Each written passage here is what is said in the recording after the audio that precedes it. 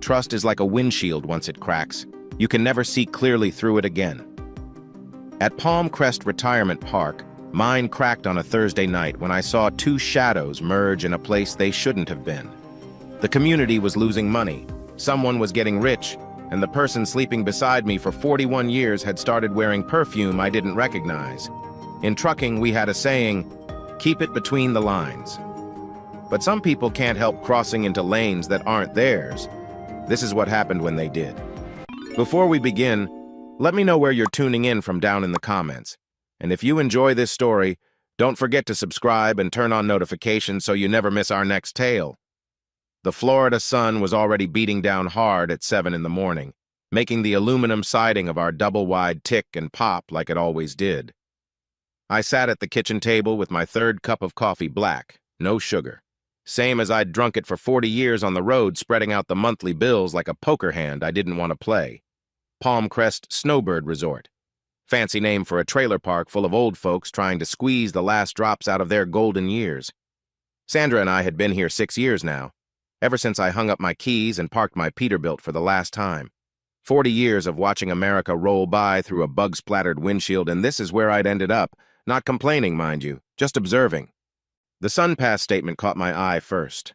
Florida's toll system, another way for the state to reach into your pocket while you're trying to enjoy retirement.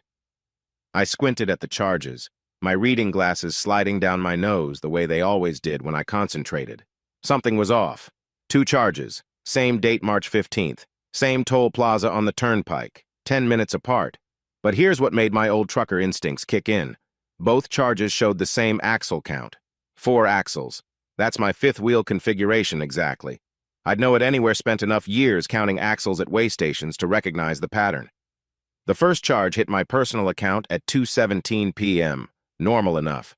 But the second charge, at 2:27 p.m., appeared on the park's fleet account statement that had gotten mixed in with our mail. Same configuration, down to the vehicle class code. I pulled out my little notebook, the same kind I used to log my hours with back when the DOT still required paper logs. Old habits die hard. Sandra had gone out that day, I remembered. Said she was running errands with the girls. Lydia needed to stop at the craft store, she'd said. Back by dinner, she'd said. My pencil scratched across the paper as I wrote down the details. In 40 years of driving, I'd learned that little things that don't add up usually mean something bigger's wrong. Like when your engine makes a tiny knock that nobody else notices, but you know it means a bearing's about to go. Earl, you're being paranoid, I told myself, but my hand was already reaching for the truck keys. The Radio Shack on Colonial Drive still existed, one of the last ones in Florida. The kid behind the counter looked about 12, with more metal in his face than I had in my toolbox. Need a GPS tracker, I said. Something small. He showed me a device the size of a matchbox. $29. Battery lasted 2 weeks, connected to your phone through an app. It's for my golf cart, I lied. Keep forgetting where I park it. The kid didn't care. Probably heard every excuse in the book. I paid cash, drove home with that little black box burning a hole in my pocket like a guilty conscience. Sandra was at water aerobics Tuesday morning, regular as clockwork. I had maybe an hour. Her golf cart sat under the carport, that ridiculous pink paint job she'd insisted on gleaming in the sun. I'd bought her that cart for our 39th anniversary, customized the whole thing. Now I was crawling underneath it like a criminal, zip-tying a tracker to the frame. My hands didn't shake, steady as when I used to chain down loads in a Wyoming blizzard.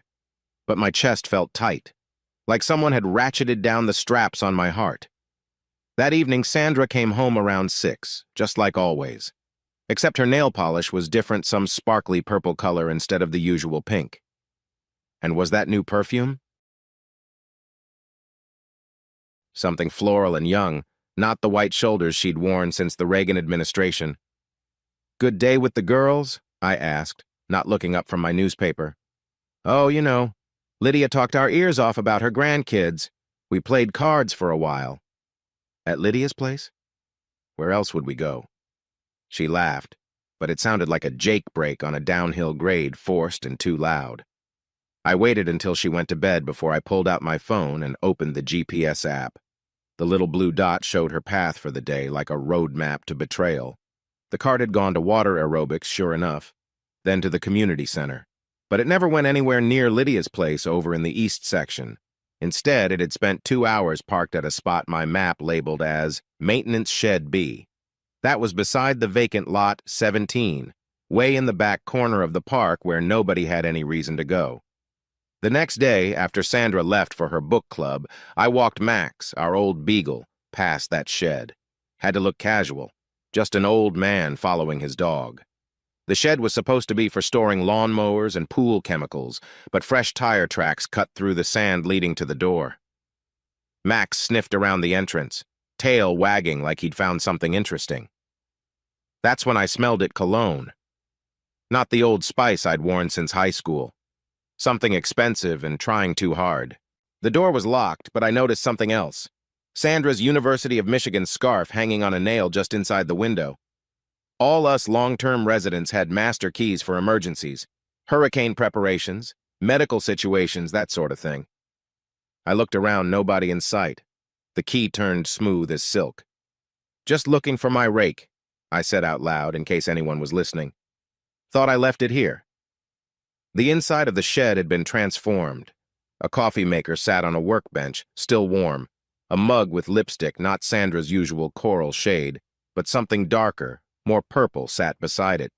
In the corner, someone had set up a folding cot with a thick mattress pad. A Mexican blanket was rumpled on top, and when I touched it, I couldn't help myself, it was still warm. A space heater hummed in the corner, the kind that costs a fortune to run. My stomach turned over like a bad truck stop burrito. 41 years of marriage, and it came down to a warm blanket in a storage shed. I pulled out my notebook and wrote everything down. Times, dates, locations, the same way I used to document every mile, every gallon, every delivery, evidence. That's what this was now. Not a marriage anymore, but a case to be documented. On my way back, I stopped at Lot 7. Leila Gomez was working in her garden, her silver hair pinned up under a sun hat. She'd been a nurse for 30 years before retiring, and she had that way of looking at you that said she could read your vital signs from across the yard. "Earl," she said, straightening up, "you look like you've seen a ghost." "Lila, can I ask you something?" Hypothetically speaking. She set down her trowel and gave me her full attention. If someone needed to keep records, medical records, let's say, but wanted them to be, anonymous, how would they do that? Her eyes narrowed slightly, reading me like a chart. Hypothetically, you'd want to document everything. Dates, times, observations. Keep duplicates, digital and physical copies. Make sure everything's admissible, medically relevant. Right. Medically relevant. "Earl, would you like some coffee tomorrow morning? I make it strong." "That'd be nice, Lila. Real nice." That night, I sat in my recliner with the lights off, watching through the window. At 11:47 p.m., I wrote it down. Rick Nolan's silhouette appeared beside Shed B. Our park manager, 15 years younger than me, with his polo shirts and his clipboard and his fake smile at every resident meeting. His phone lit up his face as he typed something.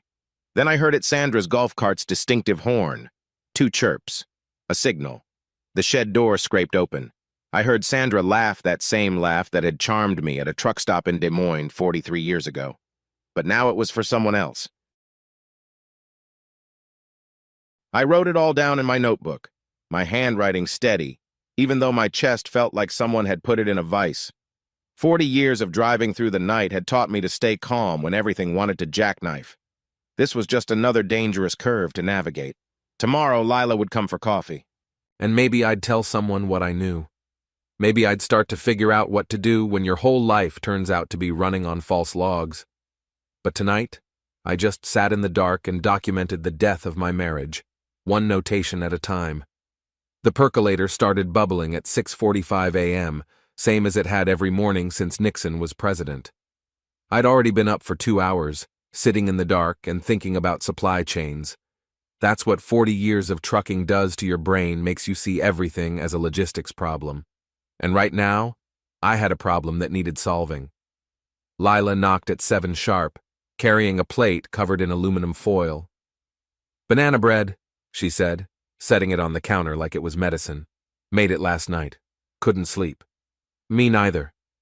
She poured herself coffee without asking, comfortable in my kitchen the way only widows and widowers can be in each other's spaces. We understood loss, even if mine was still walking around in designer sneakers. "Earl, I need to tell you something," she said, sitting across from me. "I've been noticing things. Irregularities." "What kind of irregularities?" Before she could answer, August Hale's distinctive knock rattled the door, 3 short, 3 long, 3 short. Military habits. The man still made his bed with hospital corners and walked like he was on patrol. "Saw Lila's car," he said, filling the doorframe. "Everything okay?" I looked at Lila. She nodded. "Come in, August. We're having a meeting."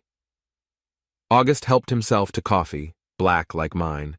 He'd been watching my back ever since he moved in 2 lots down 3 years ago. Said I reminded him of his squad leader in Da Nang. "It's about Rick," I said finally. "And Sandra." The words hung in the air like diesel fumes. August's jaw tightened. Lila reached across the table and put her hand near mine, not touching, just near. I showed them the GPS logs, the toll records, told them about the shed. August listened without interrupting, his eyes getting that 1,000-yard stare I'd seen in a lot of vets. "I've been watching Rick for months," he said when I finished. "That piece of shit, excuse me, Lila, he's been skimming from the bingo fund. I can prove it." "How?" "I count. Every night. Started doing it to keep my mind busy, you know? Better than the alternatives. But the numbers don't add up. Money goes in, less comes out than should." Lila pulled out her phone. "We need Jax." Jax Ferris arrived 15 minutes later, still in his maintenance uniform even though it was his day off. The man lived and breathed this park, had been passed over for promotion 3 times in favor of Rick's drinking buddies. "Earl, I'm sorry," he said as soon as he walked in. "I should have said something sooner." "Said what?" "Rick's been signing out master keys for emergency maintenance that never happens. No work orders, no documentation. And that shed you mentioned? He had me install a new electrical panel there 6 months ago. Said it was for upgraded equipment. But we don't store any equipment that needs that much power." The kitchen was getting crowded now, but nobody seemed to mind. We'd all been isolated in our own little lots, and now we were coming together like a convoy forming up on an entrance ramp. Wesley Cobb showed up next, sweating through his golf shirt even though the AC was running. As bingo treasurer, he had access to the financial records, but his hands shook as he accepted a glass of water. "Rick made me do things," he said. "Small things at first. Look the other way when cash deposits didn't match. Sign off on vendor payments for services that never happened. I kept my own records, though. Every single transaction." He pulled out a small ledger, the kind you'd buy at an office supply store. Pages and pages of neat handwriting, documenting the slow bleed of money from our community. "We need someone who understands the legal side," Lila said. "Earl, what about Matthew, my son, the one who'd begged me to leave Sandra years ago when she'd started her shopping sprees and her mysterious trips to Miami? But I'd been stubborn, believed in working things out. Now I had to call him and admit he'd been right all along." Matthew made the 3-hour drive from Jacksonville in 2 hours flat, his Prius pulling up just as Isabella, my granddaughter, arrived with her laptop bag. "Grandpa," she said, hugging me tight. "Dad filled me in on the way. I'm so sorry." "Nothing to be sorry for, sweetheart. Just need your help." We turned the spare bedroom into a command center. Isabella set up a scanning station, creating digital folders with labels that sounded like a criminal investigation: financial irregularities, contract violations, safety issues, personal documentation. "Chain of custody is crucial," Matthew explained, his law school training kicking in. "Every document needs to be logged, dated, and verified. We're building a case here, not just collecting gossip." Aria Bloom arrived last, looking over her shoulder as she slipped through the door. As activities director, she worked directly under Rick, and she had the most to lose. "I can't do this anymore," she said, her voice barely above a whisper. "The lot lottery isn't random. Rick makes me mark the cards. People pay him under the table for good spots, sometimes $2,000 for a premium lot." "You have proof?" Matthew asked. She pulled a flash drive from her pocket. 3 years of records. I was scared to lose my job, but I documented everything." August spread out a hand-drawn map of the park on the table. "Look at this," he said, pointing to various locations. "Security cameras here, here, and here. But Shed B? Perfect blind spot. No coverage at all." "That's not an accident," Jax added. "Rick had me adjust the camera angles last year. Said it was for privacy concerns." We spent the next 3 hours building our network. August would conduct surveillance from his porch, which had a clear view of the shed. Wesley would document every financial transaction at Bingo. Lila would coordinate our meetings, using her medical visits as cover. Nobody questioned a nurse checking on elderly neighbors.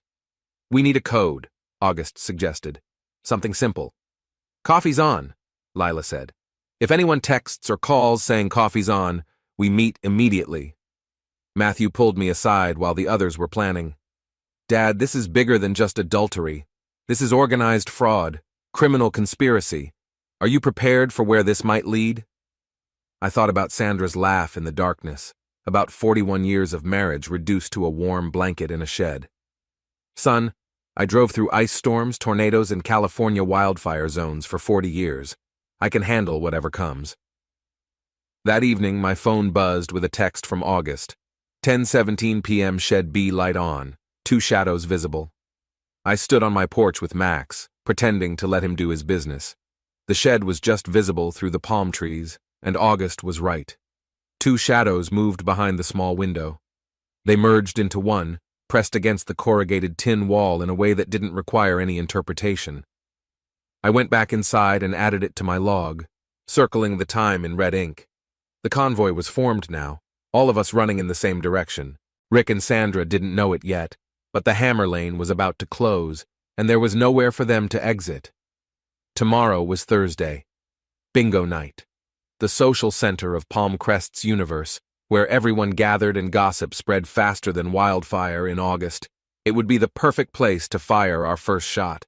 I pulled out my volunteer application form, filled it out in careful block letters. Bingo caller's assistant. It would give me access to the cash room, the collection process, everything. "What are you doing, Earl?" Sandra asked, coming out of the bedroom in her robe. The new robe, silk instead of terry cloth. "Volunteering," I said, not looking up. "Figured I need a hobby." "Since when do you care about Bingo?" "Since now." She stood there for a moment, maybe sensing something different in my voice. Then she shrugged and went back to bed.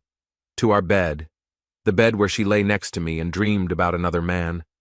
I finished the application and set it aside. Tomorrow the investigation would go public. Tomorrow we'd start pulling the thread that would unravel everything Rick and Sandra had built on the foundation of their lies. But tonight, I sat at my kitchen table where the committee had gathered, where allies had become friends, where my new life had really begun. The coffee pot was empty, but the determination was full. I'd driven too many miles to get lost now. Thursday arrived with the kind of humid heat that makes Florida feel like the inside of a dishwasher.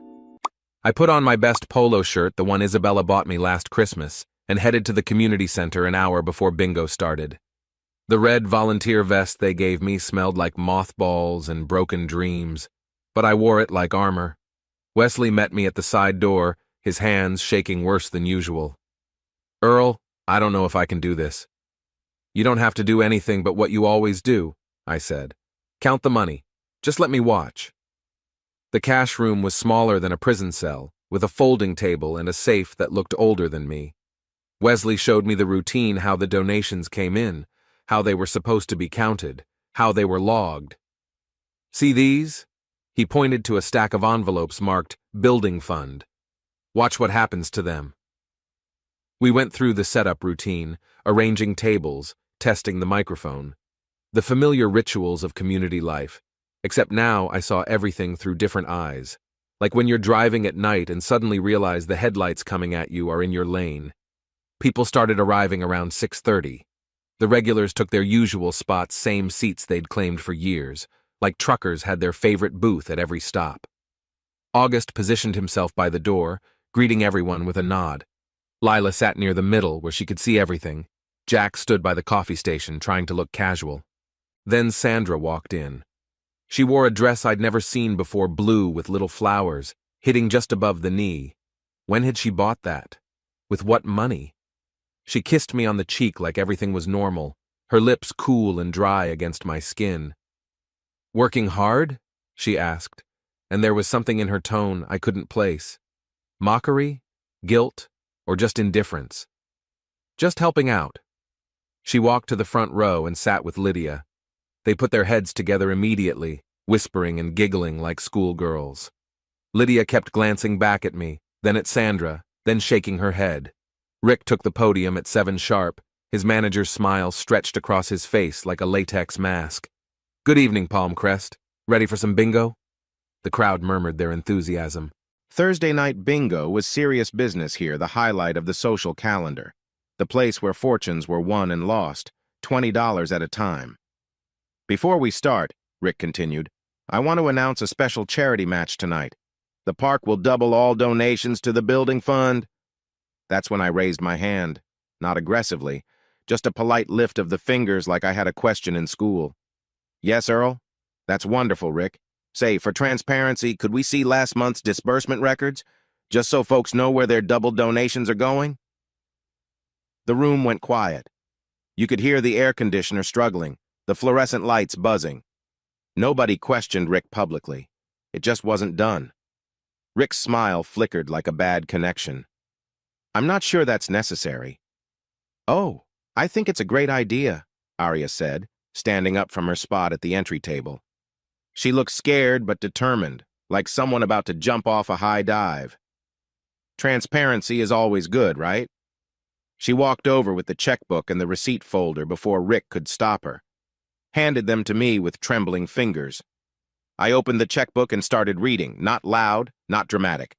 Just clear and steady, the way I used to read manifest numbers over the CB. "March 3rd, check number 1847, made out to Nolan Outdoor Services, LLC, for $3,400. Notation, grounds maintenance." A murmur ran through the crowd. Everyone knew Jax did the grounds maintenance, not some outside company. "March 10th, check number 1852, Nolan Outdoor Services, LLC, 2800's, pool cleaning services." "We have a pool service," someone called out. "Peninsula Pool Care, my son owns it." Rick stepped forward. "Now, Earl, I don't think, but I kept reading. March 17th, check number 1856, Nolan Outdoor Services, LLC, $4,100, emergency repairs." "What emergency?" August asked from the door, his voice carrying the authority of someone who'd given orders under fire. "I don't remember any emergency in March." Matthew was stationed by the coffee urn, his phone out, photographing every check stub as I held them up. Isabella stood beside him, recording video, building the evidence chain, just like they'd planned. "That's enough," Rick said, reaching for the microphone. August stepped forward, all 6'2" of him, and stood between Rick and the podium. He didn't say anything. Didn't have to. Rick stepped back. I found Wesley's personal notebook on the table, the one he'd shown us. "According to the treasurer's records, we should have $47,000 in the building fund. Current balance is..." I checked the ledger, $11,500. The gasp that went through the room sounded like air brakes releasing. Taylor Nolan, Rick's niece, started crying at the entry desk. "Uncle Rick told me to shred the duplicates," she said, her voice carrying in the stunned silence. "I'm so sorry. He said it was for tax purposes." Rick's face had gone from red to white to a kind of mottled purple. "This is a misunderstanding. Those are legitimate expenses." "For your own company?" someone shouted. "My company provides services." "What services?" Jax called out. "I do all the maintenance here. Haven't seen you lift a tool in 5 years." The crowd was getting restless now, that dangerous energy that comes when a group realizes they've been played for fools. Arya must have sensed it too, because she suddenly yanked the curtain cord to start the game, trying to restore order. But she pulled too hard. The curtain flew open, revealing the dim backstage area, and there they were. Rick and Sandra, frozen like deer in headlights. Her hand rested on his belt, fingers hooked through the loop in a gesture so intimate, so familiar, that it couldn't be mistaken for anything else. Her wedding ring, the one I'd saved 6 months to buy in 1983, caught the stage lights and threw tiny rainbows across the wall. The entire hall saw it. 200 pairs of eyes, all the people who'd been our neighbors, our friends, our community for 6 years. Lydia's face went through a transformation I'll never forget, white with shock, then red with rage, then something worse, the gray color of betrayal, her best friend and the man she'd been defending. Sandra jerked her hand back, but it was too late. She looked at me across the room, our eyes meeting for the first time all evening. I expected to see guilt, maybe shame. Instead, I saw annoyance, like I'd inconvenienced her by exposing her secret. Rick tried to salvage something. "This isn't what it looks like." "Shut up, Rick," someone said. I was surprised to realize it was me. "Just shut up." I turned back to the ledger, kept reading numbers like nothing had happened. My voice didn't shake. 40 years of delivering on deadline, no matter what had taught me to compartmentalize. Feel it later. Right now, there was work to do. April 2nd, 3 200ers. April 9th, 2B700. April 15th. Sandra and Rick slipped out the side door while I read. I saw them in my peripheral vision, her blue dress with the little flowers disappearing into the night. Let them go. This wasn't about them anymore. This was about the community they'd stolen from. Lila stood up and addressed the room. "I motion that we request a full audit before any more disbursements are made." "Seconded," August said immediately. "All in favor?"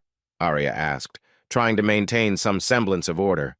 Every hand in the room went up, even Lydia's, though tears were streaming down her face.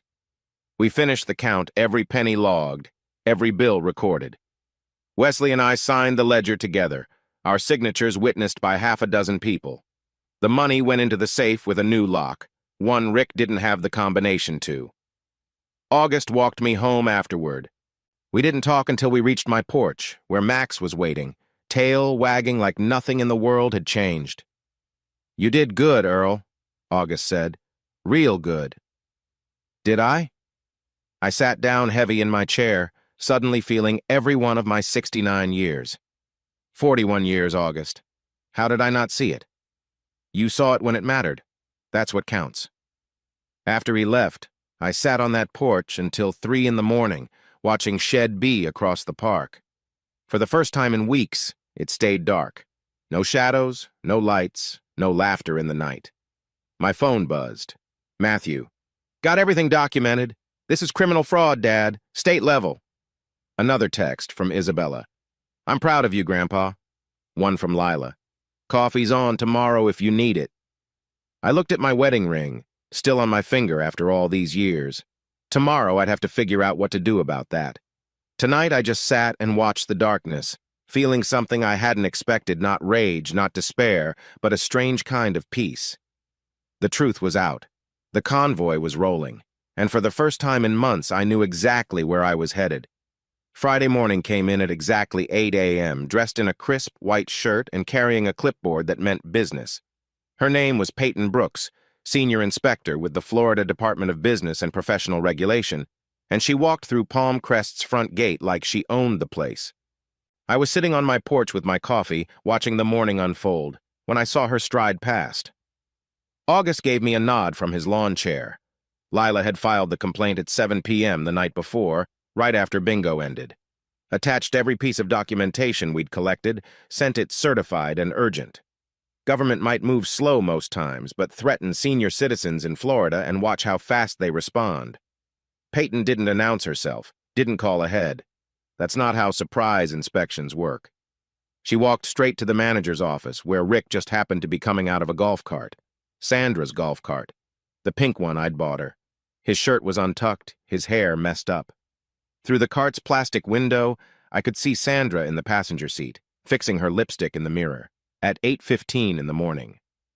"Mr. Nolan?" Peyton's voice carried across the parking lot. "I'm Inspector Brooks with the DBPR. I need to speak with you immediately." Rick's face went through several colors before settling on a sick gray. This isn't a good time." "It never is. Are you refusing to cooperate with a state inspection?"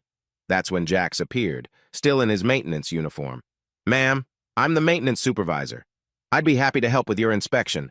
God bless Jax. He knew exactly what he was doing. Excellent. Let's start with the propane storage.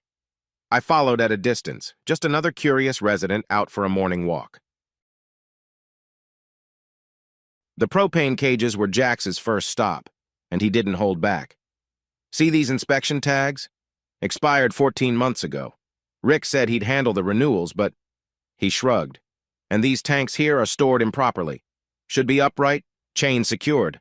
That's a code violation. Peyton photographed everything, making notes on her tablet. Show me the pool equipment room. The pool room was worse.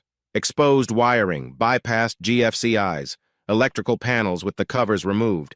Jax explained each violation while Rick trailed behind, trying to make excuses. This is temporary, Rick said about the exposed wires. How long is temporary? Peyton asked. Well, more than 24 hours is a violation. This looks like it's been here for months. At the office, Peyton demanded all documentation for the lot lottery procedures. Taylor, Rick's niece, was at the desk. She looked pale but determined, like someone who'd made a decision in the night. Here, she said, pulling out a box of files. These are the real documents, not the ones Uncle Rick told me to create. The papers showed everything payments for lot upgrades that went straight to Nolan Outdoor Services, Rick's shell company. Services never performed, upgrades never made. And there, on document after document, were two signatures. Rick Nolan as park manager and Sandra Whitaker as volunteer event coordinator. I hadn't known about that title. When had my wife become an event coordinator? What events was she coordinating in that shed? I need to inspect all park facilities, Peyton announced, including maintenance areas. At Shed B, the safety chain had been cut with bolt cutters, fresh scratches on the metal still shiny. Rick started to object, but Peyton held up her hand. Mr. Nolan, either you open this door or I call the sheriff's department and we open it anyway. Your choice. Rick fumbled with his keys, finally finding the right one. The door swung open, revealing what we'd all suspected but now couldn't deny. The shed had been converted into a little apartment. Coffee maker on a workbench, microwave in the corner, that folding cot with its Mexican blanket. The space heater I'd seen was still there, along with a power strip running enough electronics to trip a breaker. Aria photos tacked to a corkboard, not the kind of photos a manager should have of employees, and in the corner, a small refrigerator humming away. This is a maintenance shed? Peyton asked, her voice flat. We sometimes work long hours, Rick started. Mr. Nolan, this is an unauthorized residential conversion. That's a federal HUD violation on top of the state violations. While Peyton documented everything, I noticed something else, Sandra's spare keycard in the lost and found tray at the office, visible through the window. I walked over, casual as could be, and mentioned it to Matthew, who was stationed nearby. He checked the serial number against the park's records on his phone. Dad, this is a maintenance-only access card. Residents shouldn't have these. Peyton interviewed 6 residents over the next 2 hours. Each told the same story: the lot lottery was rigged. Winners were always people who did favors for Rick or paid him under the table. Losers were anyone who asked questions or complained about park operations. Wesley provided his duplicate ledgers, his hands steady now that the truth was coming out. $47,000 misallocated over 8 months, he told Peyton. I documented everything. By noon, Peyton had seen enough. I'm issuing immediate cease and desist orders for all financial operations in this park, she announced in the office, where a crowd had gathered. All bingo operations are suspended. The lot lottery is canceled. All fundraising is frozen pending investigation. You can't do that, Rick protested. These people depend on these activities. These people depend on honest management, Mr. Nolan. You'll receive daily fines of $500 for each violation not corrected within 24 hours. Based on what I've seen, you're looking at approximately $15,000 in immediate fines, with more pending investigation. She posted bright orange notices on the community center doors. All activities suspended by state order, DBPR investigation in progress. Rick tried one more time. I'm calling my lawyer. This is harassment. Call whoever you want, Peyton said. But be aware that obstruction of a state investigation adds criminal charges to what are currently civil violations. Your choice. After she left, the park felt different. Like when a storm passes and the pressure changes. Residents gathered in small groups, voices low but urgent. Stories came out that had been buried for years, payments demanded, services denied, favorites played. That evening, something unexpected happened. August was doing his surveillance routine when he saw movement at the closed pool area. Security cameras, the few that worked, caught Rick and Sandra in the shallow end, well after hours. They were wrapped in towels, embracing in the water, their silhouettes reflecting off the surface like some kind of twisted romance novel cover. August documented it with his phone, shaking his head. "No shame at all," he texted me. Matthew called as I was getting ready for bed. "Dad, the state attorney's office is interested. This is bigger than civil violations now. Keep documenting everything." I sat at my kitchen table with my notebook, adding the day's events to my log. The coffee maker gurgled in the corner. I'd given up on sleep these days. Through the window, I could see Shed B, sealed with official tape, looking like a crime scene, which I guess it was, in a way. Sandra hadn't come home. Her car was in the driveway, but she wasn't in it. I didn't go looking, didn't call. What was there to say after 41 years that hadn't been said by her hand on another man's belt? The notebook filled up faster now, evidence mounting like miles on an odometer. The state was involved, the lawyers were circling, and the truth was spreading through Palm Crest like news of a highway closure. But the real reckoning was yet to come. This was just the inspection. The demolition would follow. My phone buzzed. Grant Forsythe, the park's owner, calling from Connecticut. He'd gotten Peyton's preliminary report. "Mr. Whitaker, this is Grant Forsythe. I understand you've been instrumental in uncovering some irregularities at my park." "Just did what needed doing, Mr. Forsythe. I'm driving down tomorrow. Would you be willing to meet with me? I need to understand the full scope of this situation." "Yes, sir. I'll be here." After we hung up, I made one more note in my log. Owner informed. Corporate response imminent. Then I turned off the lights and sat in the dark, watching the empty shed across the way. Somewhere out there, Sandra was with Rick, probably planning their next move. But the road was running out, and there were no more exits ahead. The convoy had them boxed in, and tomorrow we'd close the door. Saturday morning came with the kind of sticky heat that made you grateful for air conditioning, even at 6 a.m.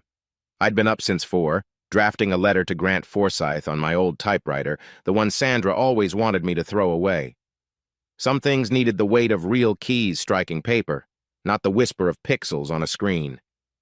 The certified letter included copies of everything: Peyton's citations, the photographed check stubs, safety violations, and a timeline of events that read like a crime novel.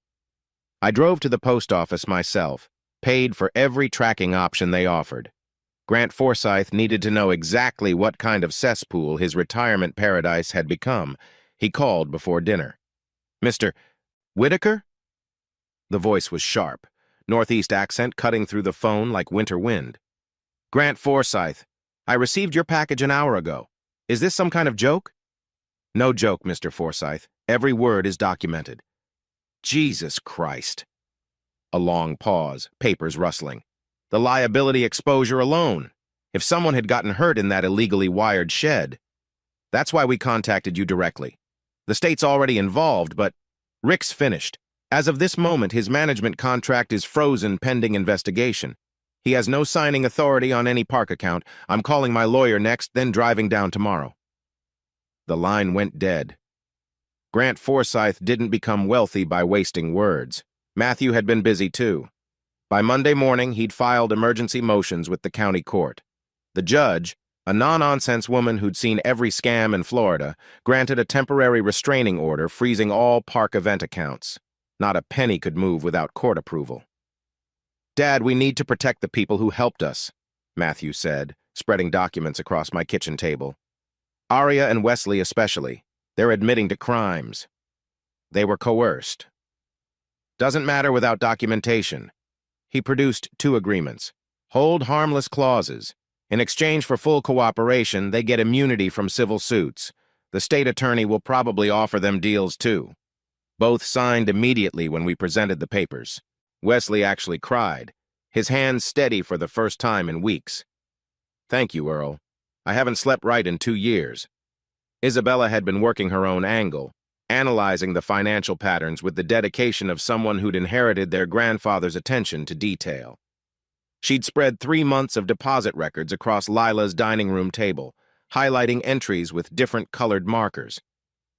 "Look at this, Grandpa," she said, pointing to her laptop screen. 3 deposits every month like clockwork. Always the same amounts. $1,200, $800, $600. Never hit the bank. "That's $2,600 a month," Lila said, doing the math. "Over $20,000 just in the 8 months we can document." Taylor Nolan had given Isabella something else before leaving screenshots of Rick's personal credit card statements. The girl might have been scared, but she was smart enough to document everything. "Look at the dates," Isabella said, pulling up a comparison. "Every missing deposit corresponds with a large purchase. Jewelry stores, high-end restaurants, hotels in Miami." "Hotels," I said, the word tasting bitter. Sandra mentioned Miami trips, shopping with her sister. "Grandpa," Isabella started, but I waved her off. "Her sister lives in Oregon. Haven't talked in 5 years." That evening, August held court at the VFW Hall's Saturday breakfast. 15 veterans, men who'd served from Korea to Afghanistan, listened as he laid out the evidence with military precision. He'd brought copies of the fraudulent charity deposits, the diverted funds meant for veteran support. "They stole from our brothers," he said simply. "Men who need wheelchairs, who can't afford medications, who are living on VA minimums. That money was supposed to help them." The room went quiet in that dangerous way that happens when warriors realize they've been betrayed. These weren't men who expressed anger through shouting. They expressed it through action. "Not our wives, not our money," someone said from the back. It became a refrain, repeated throughout the morning. By lunch, every veteran in the park knew the full story. Lydia tried damage control. God bless her misguided loyalty. She showed up at my door Sunday afternoon with a petition, asking me to sign a statement saying this was all a misunderstanding. "Earl, you've been married 41 years. Doesn't that count for something?" "It counted for everything," I said, not inviting her in. "Until it didn't." "But Sandra is living in a motel with the man she was meeting in a maintenance shed while I paid the bills. Would you like to see the photos? The receipts? The love letters where she discusses my death like it's a retirement plan?" Lydia's petition got 4 signatures, her own, her husband's, and 2 people who hadn't been at bingo night. The quilting circle, where she presented it Monday morning, was less receptive. "Where did the fundraiser money go, Lydia?" asked Doris Chen, whose husband was in the memory care unit. "Why does Sandra have that new Mercedes when Earl's still driving a 15-year-old truck?" added Betty Martinez. "How'd she afford that cruise last month? The one she said was a gift from her sister?" The questions came faster than Lydia could deflect them. The petition disappeared into her purse and never came out again. Jax brought me disturbing news Tuesday morning. Rick had been trying to access the maintenance budget after hours, using emergency codes that shouldn't have worked. I changed the locks, but he must have made copies before everything went down. Found him in there at 2 a.m., trying to get into the safe. "You stop him?" "Didn't have to. Changed the combination Sunday night. He was putting in the old numbers over and over, getting more desperate each time." Jax handed me a folder. "Found these in his email. He's begging suppliers for extended credit, promising payment when current situation resolves. He's broke, Earl, completely tapped out." That evening, Lila brought dinner to my porch. Nothing fancy thermos of vegetable soup, cold fried chicken, cornbread still warm from the oven. We ate in comfortable silence, watching the sun paint the sky orange and pink. She didn't ask about Sandra, didn't offer platitudes about time-healing wounds. She just sat there, solid and real, her presence more comforting than any words. When she reached over and briefly touched my hand, I understood. This wasn't about replacing what I'd lost. It was about recognizing what could still be found. Around midnight, my phone buzzed. August, on his usual watch. "Earl, you seeing this? Lights in the vacant trailer at Lot 17. I walked out onto my porch with binoculars. Sure enough, shadows moved behind the curtains of a trailer that had been empty for 6 months. I could make out 2 figures, one definitely female from the silhouette. "What the hell are they looking for?" August asked over the phone. Then it hit me. The previous tenant was Rick's buddy, The one who left suddenly last year. The one who was supposedly helping with the books. Right before the state started sniffing around. We watched for another hour. Finally, a door slammed, voices carried on the night air, angry, desperate. A golf cart started up, drove away fast enough to kick up sand. Then another cart, heading the opposite direction. I added it all to my log, wondering what kind of evidence they were trying to find or destroy. But it was too late for that. The freeze was on, the ice spreading through every account, every scheme, every lie they'd built together. The noose was tightening, and they both knew it. My phone rang one more time that night. Matthew calling from Jacksonville. "Dad, just got word from the state attorney's office. They're convening a grand jury. This is going criminal, and it's going bigger than we thought. They found connections to 3 other parks Grant owns." A network? Looks like it. Rick wasn't working alone. There's a whole system of these guys rotating through retirement communities, bleeding them dry. I sat back in my chair, looking at the stars through the palm fronds. 41 years of marriage, and it had led to this uncovering a criminal conspiracy that went beyond just one unfaithful wife and one corrupt manager. "Dad, you okay?" "Yeah, son. Just thinking about roads not taken." "And roads still ahead?" I glanced at Lila's porch light, still on even though it was past midnight. She'd taken to leaving it on, just in case I needed to talk. "Yeah," I said. "Those two." Monday morning arrived with thunder, but no rain, the kind of false promise Florida specialized in. The community center was packed by 9 a.m., residents demanding answers about their frozen funds and suspended activities. I sat in the third row between August and Lila, watching the drama unfold. Aria took the podium, her hands visibly shaking. She'd lost weight in the past week, stress eating away at her like rust on chrome. But when she spoke, her voice carried clear across the room. "I need to tell you all the truth," she began. "The lot lottery has been rigged for 3 years. The murmur that ran through the crowd sounded like wind through dry leaves. Some people stood up, others sat down hard like their legs had given out. Rick made me mark the cards," Aria continued. "Little creases in specific corners. If you knew the system, you could feel which cards would win. The winners had already paid Rick between $500 and $2,000 for premium lot assignments." "I knew it," shouted Herman Vasquez from the back. "I entered that lottery 37 times and never won nothing." Aria pulled out a manila folder, her insurance policy against this day. "I kept records of every rigged drawing. Names, dates, amounts paid. I was scared to lose my job, but I couldn't. I couldn't keep doing it." Taylor Nolan entered through the side door, struggling with a banker's box. She'd driven back from Gainesville, where she'd been hiding at her mother's house. The courage it took for her to walk into that room, knowing everyone knew she was Rick's niece, was something to see. "These are the real invoices," she said, setting the box on the table with a thud. 3 years of payments to Nolan Outdoor Services for work that was never done. She pulled out invoice after invoice, reading them aloud. March 2021, landscaping services during the worst drought in decade, $3,200. December 2021, snow removal in Florida, $1,800. April 2022, mosquito abatement during the dry season, $2,400. Each fake invoice matched a deposit into Rick's personal account. The paper trail was so clear a child could follow it. That's when Grant Forsythe walked in. He didn't look like what I'd expected. No suit, no power tie. Just khakis and a polo shirt, like any other retiree. But his eyes, they were calculating machines, processing everything at speed. "Folks, I'm Grant Forsythe. I own this park, and apparently I've been asleep at the wheel." Someone started to clap, thinking he was there to save them. He held up his hand. "Don't. I failed you. I trusted the wrong person. Didn't verify the reports. Didn't visit often enough. That's on me." He turned to face the room fully. "But I'm here now, and we're going to fix this. Every penny stolen will be returned if I have to pay it myself. Every rigged lottery will be investigated. Every resident who was extorted will be made whole." "What about Rick?" someone called out. "Mr. Nolan's employment was terminated as of Saturday morning. He's banned from all properties I own, that's 7 parks in 3 states. His final paycheck will go toward restitution."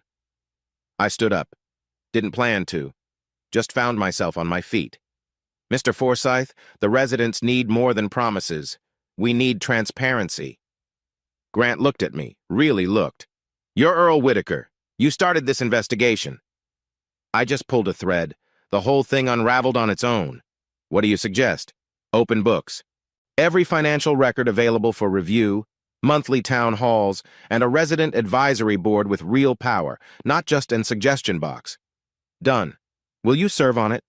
I glanced at Lila. She nodded slightly. We both will. No pay. I wouldn't insult you by offering any. That's when Wesley stood up, clutching his prepared statement. His confession. I'd helped him write it the night before, making sure he took responsibility without admitting to crimes he didn't commit. I need to say something, Wesley began, his voice breaking immediately. I let Rick take cash. He said it was to keep the lights on, keep the park running. I knew it was wrong, but I was scared. Scared of him. Scared of losing my position. Scared of disappointing all of you. He detailed every instance he could remember, reading from his meticulous notes.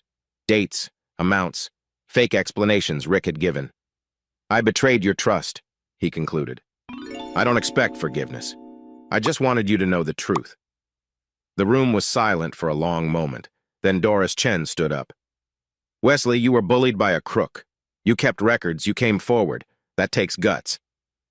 Others nodded, murmuring agreement. Not forgiveness exactly, but understanding. The beginning of redemption. Over the next 2 hours, residents shared their own experiences. Tom Bradley had been charged $500 for a maintenance assessment that didn't exist. Maria Santos was told her guest passes would be revoked unless she contributed to Rick's Special Projects Fund. The Johnsons were threatened with eviction when they questioned a billing discrepancy. The pattern was clear. Rick had run the park like his personal ATM, using fear and manipulation to extract every possible dollar. Peyton Brooks returned that afternoon with reinforcements, 2 additional inspectors, and a sheriff's deputy. The fines had mounted to $15,000 and climbing. But more importantly, she had news. We've completed our preliminary investigation, she announced. This goes beyond civil violations. I'm referring the case to the state attorney for criminal prosecution. She turned to Grant. Mr. Forsyth, you have 30 days to complete a certified audit by a state-approved CPA. All financial operations remain frozen until that's complete. Grant nodded. Already scheduled. The auditors arrive tomorrow.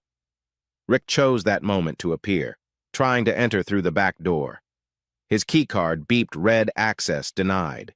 He pounded on the glass, shouting about his rights, his personal property, his lawyers.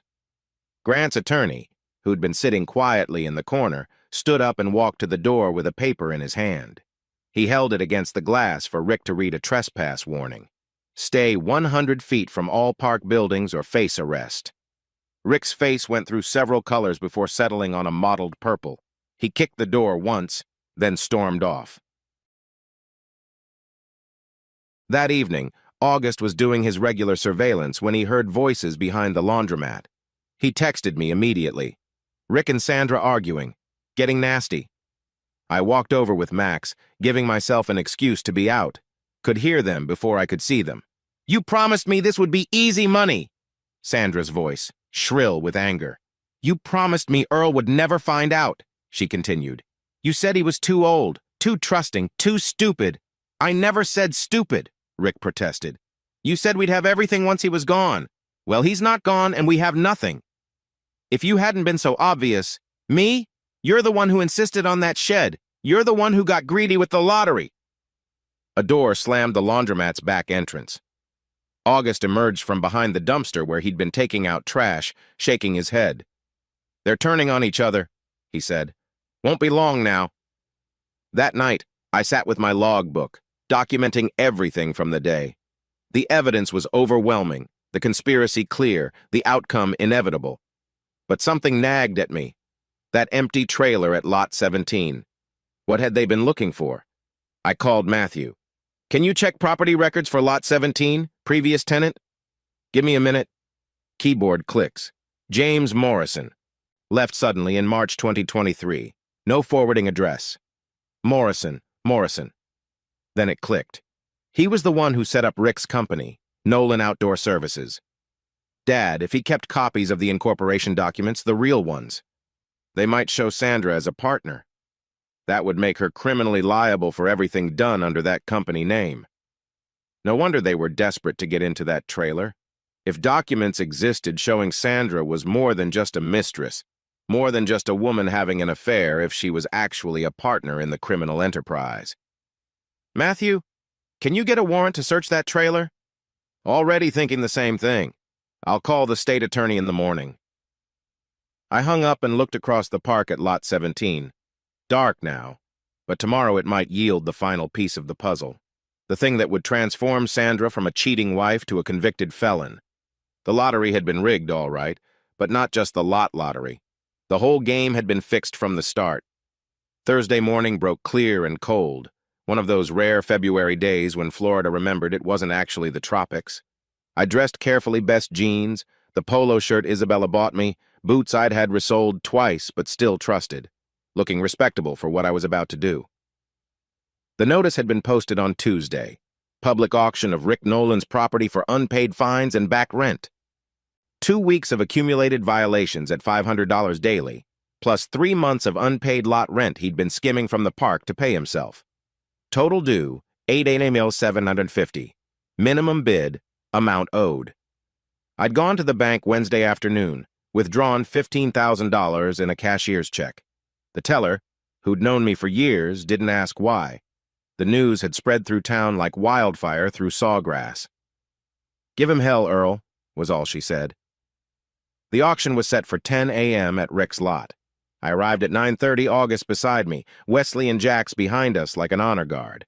Other residents were already gathering not to bid, but to witness. This was better than any bingo night. Rick's fifth wheel was a 2018 Jayco Eagle, 41 feet of luxury he couldn't afford anymore. The sheriff's deputy had posted the seizure notice on Monday after Rick failed to respond to court orders. Now it sat there like a beached whale, waiting for new ownership. The auctioneer, a fast-talking man who looked like he'd been doing this since Nixon was president, set up his portable podium. "Folks, we're here for the judicial sale of one recreational vehicle and contents seized for non-payment of debts. Minimum bid is $8,750. Do I hear 15,000? I said, clear and loud. The auctioneer blinked. "Sir, I haven't opened the bidding yet." "Then open it, 15,000.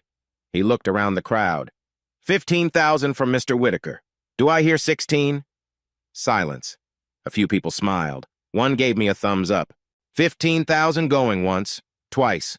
Sold to Earl Whitaker for $15,000. I handed over the cashier's check, received the paperwork. The locksmith was already there, drill in hand.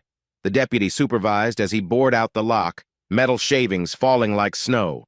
The door swung open, and we got our first look inside Rick's life. The front was what you'd expect: leather seats, big TV, kitchen that had never seen a home-cooked meal. But the back bedroom was a treasure trove of evidence.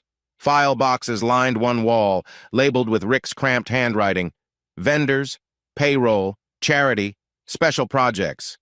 Each one filled with documents that shouldn't exist if the park's business was legitimate. But the real find was in the ceiling. August spotted it a tile slightly askew. He pushed it aside and a leather ledger fell onto the bed. The real books. I opened it carefully like it might bite.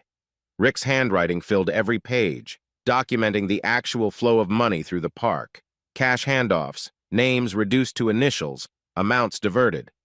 SW appeared 17 times in 6 months. Sandra Whitaker. Each entry corresponded to either a lottery win or a cash payment.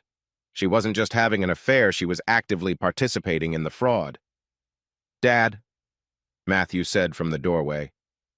He'd driven down as soon as I'd called about the auction. "You need to see this." He was holding a shoebox, the kind that usually held memories. This one held evidence. Photos of Rick with various women, including Sandra.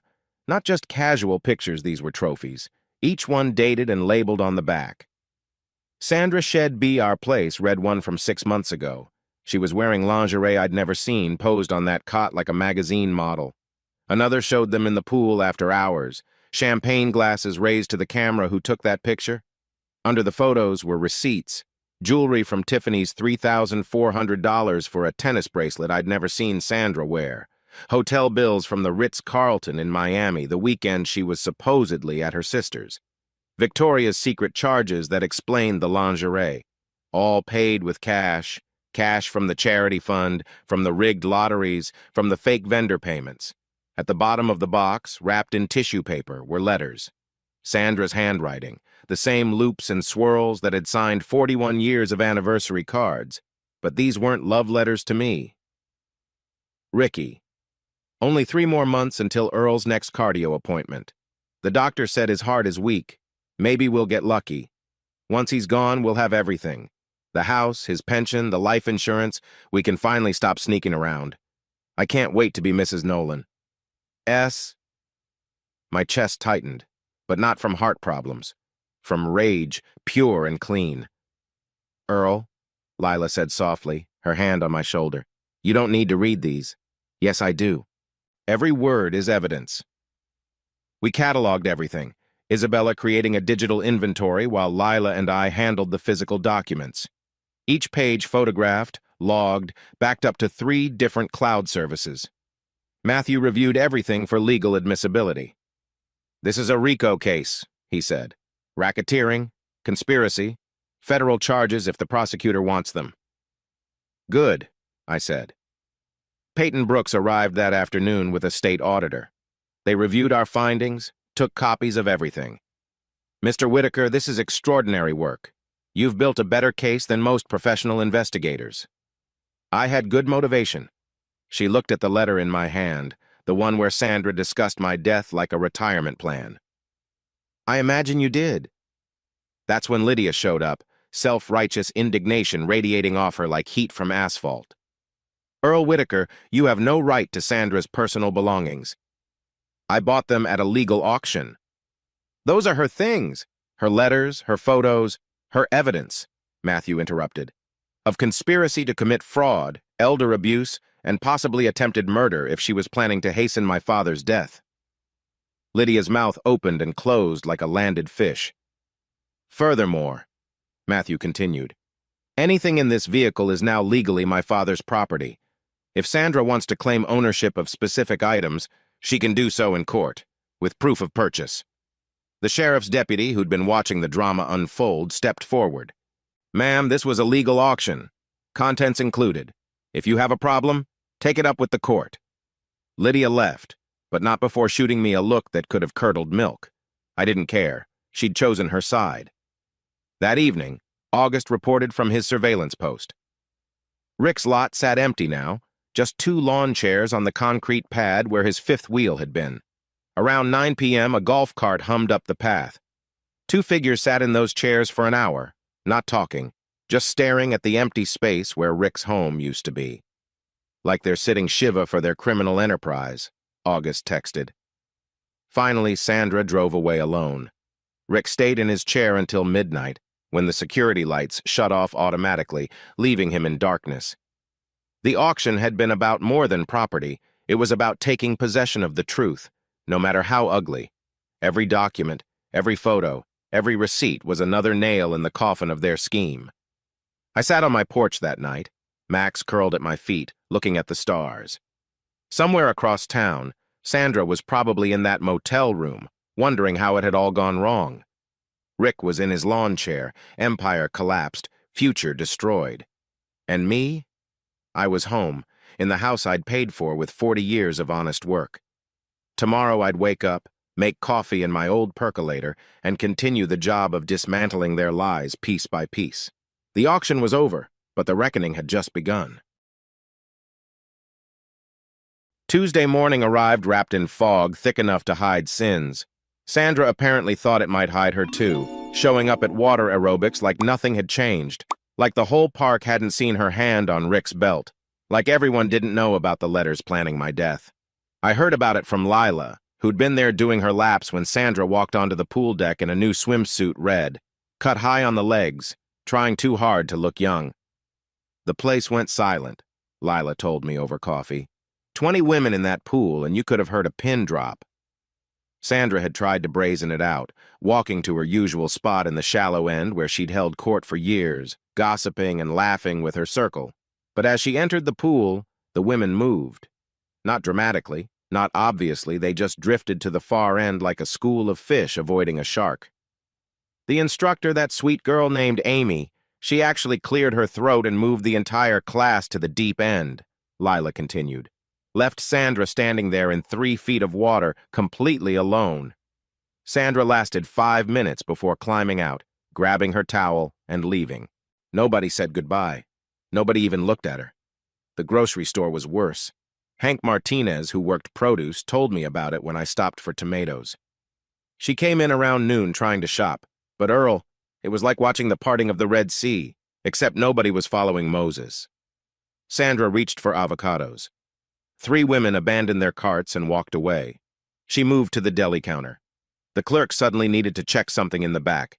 By the time Sandra made it to checkout, she had maybe 5 items in her basket. The regular cashier took her break right when Sandra got in line. Hank said. Manager had to ring her up himself, and Tom wouldn't look her in the eye. Just scanned the items, took her money, gave her change. No, have a nice day, no nothing. Wednesday was bridge club at the community center. Sandra had played for 15 years, same group, same table, same partnerships. She was their best player, had won tournaments, taught newcomers the finer points of bidding. Doris Chen called me that evening to tell me what happened. She walked in like she owned the place, Earl, but her chair was gone. Not moved, gone, like she'd never existed. What did she do? Stood in the doorway for maybe 30 seconds. Helen finally looked up and said, "We're full today. That's it. No explanation, no apology, just we're full." 15 years, I said. 15 years of friendship against 41 years of marriage, Doris replied. The math isn't hard. Thursday brought official news. Peyton Brooks called with an update from the state attorney. Mr. Whitaker, I wanted you to hear this first. Criminal charges are being filed tomorrow. Charitable fraud, licensing violations, conspiracy to commit fraud, and theft. Both Richard Nolan and Sandra Whitaker are named as defendants. Both? The documents you found prove she was an active participant, not just a bystander. The estimated restitution exceeds $100,000 with penalties and interest. After I hung up, I sat for a while, processing. My wife of 41 years was going to be arrested, charged, probably convicted. The woman who'd raised our children, who'd stood beside me at my mother's funeral, who'd promised to love and honor, she was now a criminal defendant. Friday afternoon, Taylor Nolan came to say goodbye. She'd found a job in Orlando, couldn't stay at the park any longer. Mr. Whitaker, I'm so sorry about everything. About my uncle, about not speaking up sooner. You spoke up when it mattered, I said. That took courage. She pulled a small key on a chain from her pocket. Before I go, locker 17 at the pool. You need to see what's in there. What is it? Just look. I can't, I have to go. She left quickly, almost running to her car. Lila and I waited until the pool closed that evening, then investigated. Locker 17 was in the changing room, one of the old metal ones that nobody used anymore. The key turned easily, and the door swung open to reveal a small treasure trove, gift cards bundled with rubber bands at least $5,000 worth. A man's gold ring, heavy and expensive, with an inscription on the inside, Forever S. Sandra's wedding ring had cost me 2 months' salary in 1983. This ring probably cost 5 times that. There were more photos, these even more explicit than the ones in Rick's RV. Date stamps showed them going back 2 years longer than I'd suspected. In some, they were in places I recognized. Our bed, our shower, our kitchen table where I'd eaten breakfast that very morning. But it was the USB drive that delivered the final blow. Lila plugged it into her laptop and we saw 18 months of emails between Rick and Sandra, planning their scheme, discussing strategies, calculating profits. One thread subject line, Project Whitaker. RE is getting suspicious about the credit card bills. Need to be more careful. Maybe have him see Dr. Morrison about memory issues. Could claim early dementia if he finds something. S, good idea. I can have Morrison recommend evaluation. Competency questions could give us power of attorney eventually. ER, Perfect. BTW. How much can we clear this month? I want that Miami condo we looked at. At least 5K if the lottery goes well. That old fool Thompson already paid for a premium spot. AR. He made his favorite dinner tonight. Acted grateful. He has no idea. Sometimes I almost feel sorry for him. Almost. I stopped reading. Lila closed the laptop. Earl. I'm okay, I lied. That evening, August came over to help me repair my porch steps. Neither of us mentioned Sandra or the emails or the fact that my marriage had been a performance for at least 2 years. We just worked measuring, cutting, hammering, the rhythm of honest labor, fixing something that was actually broken, not pretending everything was fine. Lila brought lemonade around sunset, settled into the rocker beside mine with her book. We didn't talk, didn't need to. The comfort of her presence said more than words could. That night, Lydia's daughter Beth texted August a photo. The Sunset Motel on Highway 41, the kind of place that rented by the hour but also by the week. Room 117's door was visible, Rick's muddy work boots beside the mat, Sandra's Mercedes parked next to his truck. Like rats in a trap, August said when he forwarded it to me. Saturday morning, the whole park knew about the criminal charges. The newspaper had run a small article on page 3, Park manager and accomplice charged with fraud. But the park's gossip network had spread the details faster than any newspaper could. Sandra tried one more time to enter the community center during Saturday night bingo. The new security guard Grant had hired a service checked his list and shook his head. I'm sorry, ma'am. You're on the exclusion list. Banned from all park events pending criminal proceedings. She saw me through the window. I was calling numbers they'd asked me to take over temporarily with Lila beside me handling the cash box. The image must have burned. Her husband moving on while she stood in a parking lot, locked out of the life she'd thought she was trading up from. She stood there for 10 minutes, maybe hoping someone would come out, talk to her, take her side. Nobody did. Finally, she walked back to her Mercedes and drove away. The social freeze was complete. In a community of 400 people, Sandra had become a ghost. Visible but not seen, present but not acknowledged, existing in a bubble of her own making. The temperature in Palmcrest had dropped to absolute zero, and Sandra was frozen out. But across the park, in my warm kitchen, life went on. Coffee percolated. Breakfast cooked. Lila and I planned a trip to the farmer's market. August stopped by to discuss security improvements for the community center. Wesley brought the previous night's bingo proceeds to count $3,200 for the Veterans Fund, every penny accounted for. The ice age had come to Palmcrest, but some of us had found ways to keep warm. Monday morning came dressed in courthouse gray, matching my mood as Matthew and I walked up the steps to file the divorce petition. 41 years of marriage reduced to a manila folder and a filing fee. You sure you want to do this today, Dad? Matthew asked, his hand on the door. Should have done it years ago, son. You tried to tell me. The clerk took our papers without looking up. Just another failed marriage in the endless stream that flowed through Florida's family courts. But Matthew had been thorough. This wasn't a simple, no-fault divorce. The petition cited dissipation of marital assets as the primary cause, with enough evidence attached to choke a horse. We're asking for exclusive possession of the marital home, Matthew explained as we walked back to his car. She conspired to defraud the community while planning your death. No judge is giving her the house after seeing those letters. What about my pension? Already filed for an injunction. Your 40 years on the road aren't going to fund her and Rick's defense lawyers. The process server found Sandra at the Sunset Motel that afternoon. Rick was there, the server noted it in his report. Said she tore up the papers and threw them in his face, screaming about her rights, about what she was owed. Doesn't matter, Matthew said when he called to update me. Destroying the papers doesn't stop the process. She's been served. That evening, I sat at my kitchen table with Isabella, signing documents that would protect what I'd worked for all my life.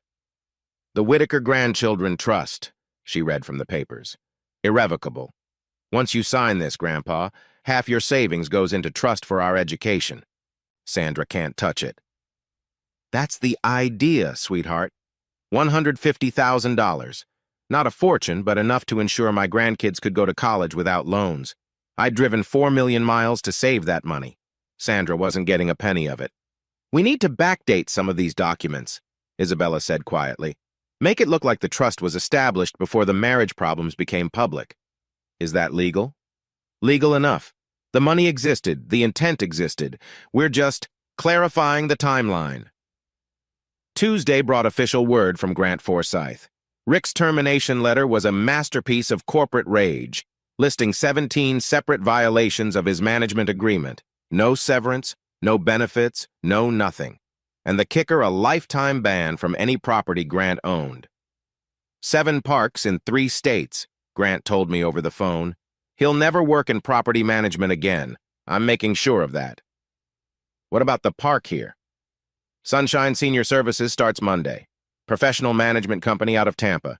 They've agreed to full transparency, open books, resident oversight, the works. You want me on the advisory board? You and Miss Gomez, if you'll do it. No pay, but you'll have real power. Veto authority over any significant financial decisions.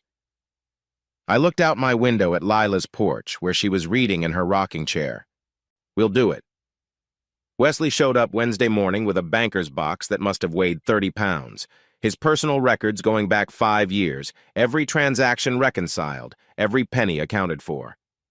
I want to make things right, Earl. These are the clean books, the real ones.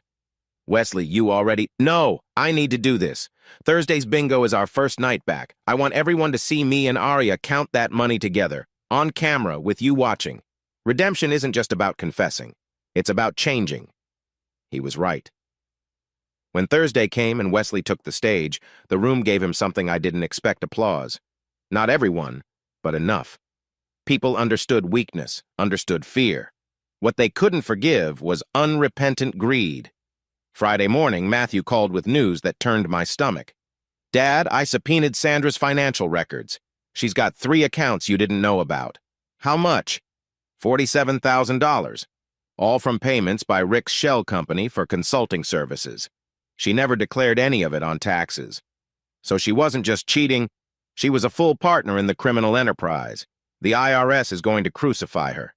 Rick's lawyer tried to negotiate that afternoon. Matthew took the call on speaker so I could hear. My client is willing to make full restitution in exchange for dropped charges. Matthew laughed. Actually laughed. Your client stole from seniors and veterans. The state attorney is looking at elder abuse charges on top of the fraud. Tell Rick to get comfortable with the idea of orange jumpsuits. Saturday evening, Jax brought me something interesting.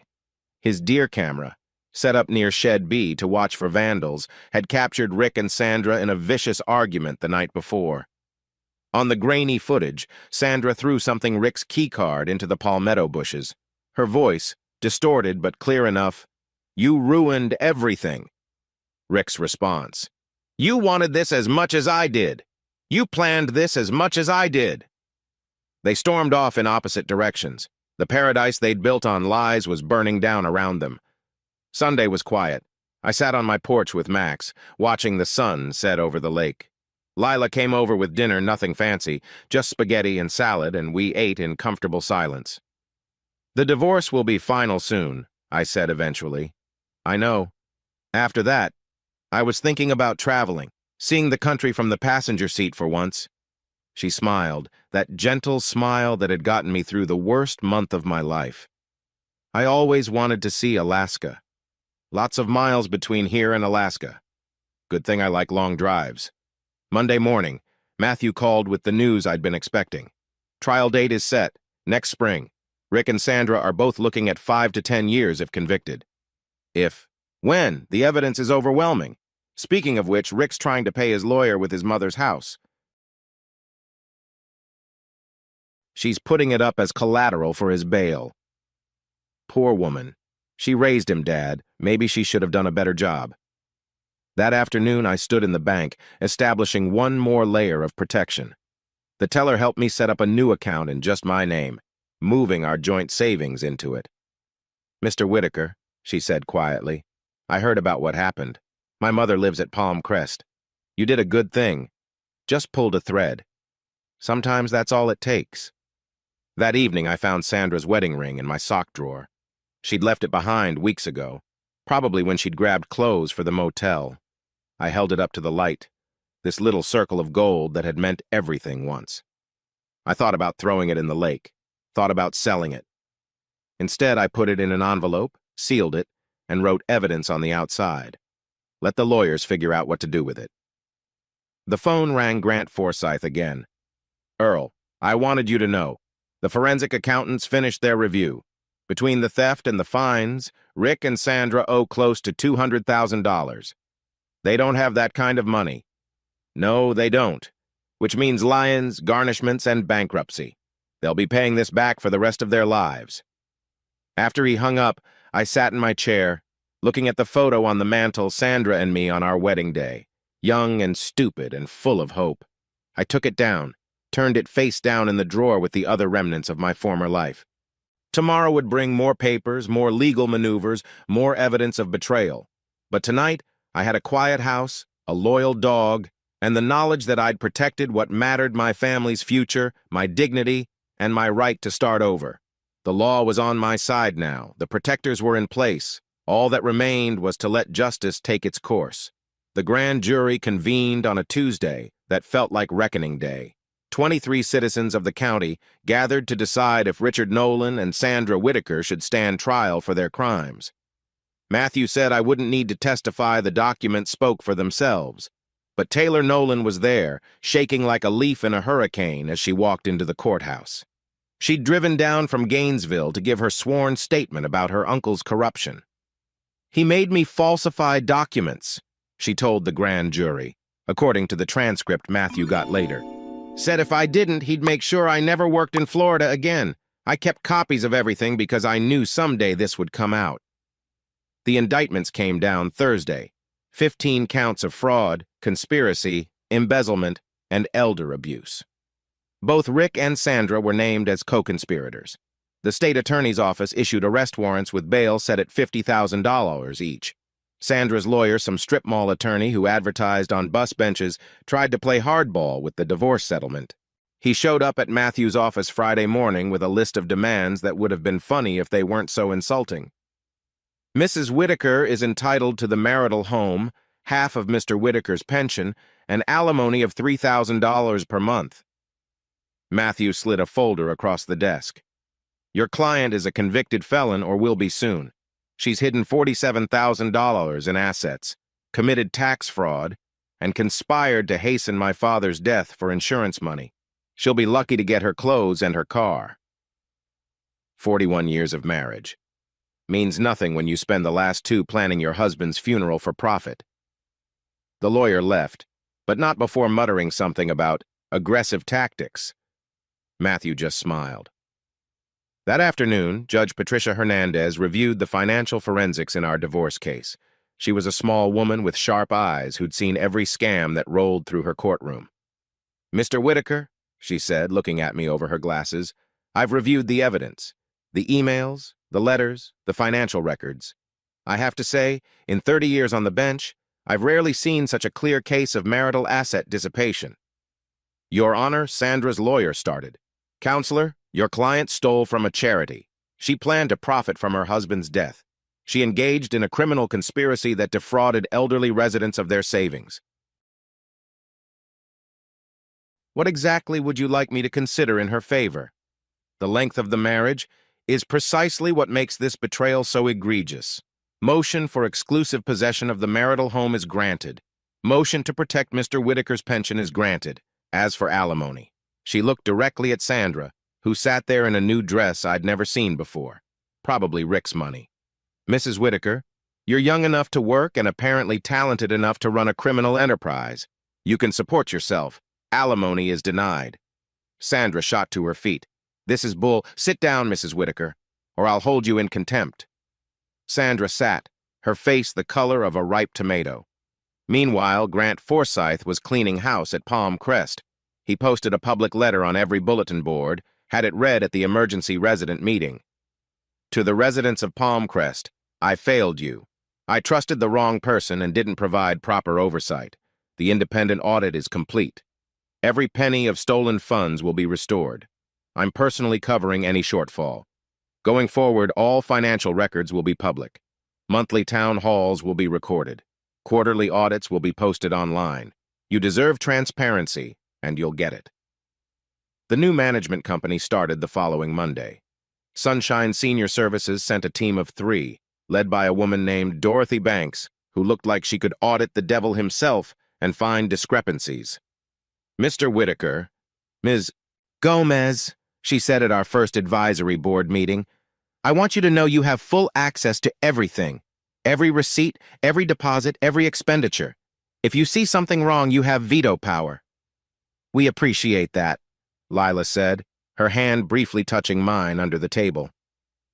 The community slowly came back to life. Bingo resumed with Wesley and Aria working as a team, counting money on camera like they were handling nuclear materials. The first night raised $700-800 for the local Veterans Fund, more than the previous 6 months combined. Earl, Wesley said, offering me the microphone, would you like to say something? I shook my head. Didn't trust my voice, but Wesley understood. Folks, he said to the packed room, we're here because one man had the courage to stand up when it mattered. Integrity matters. Earl showed us that. The room erupted in applause.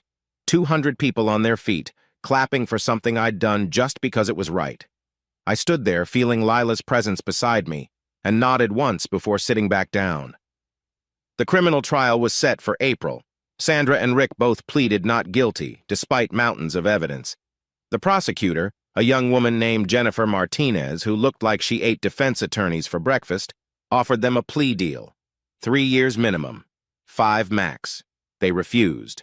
Your funeral, she told their lawyers. I'll see you in court with 27 counts each. Saturday night, Sandra tried one last desperate move. She showed up at bingo, walking right up to the entrance like she owned the place. But Grant had hired professional security, and her name was on the exclusion list. I'm sorry, ma'am.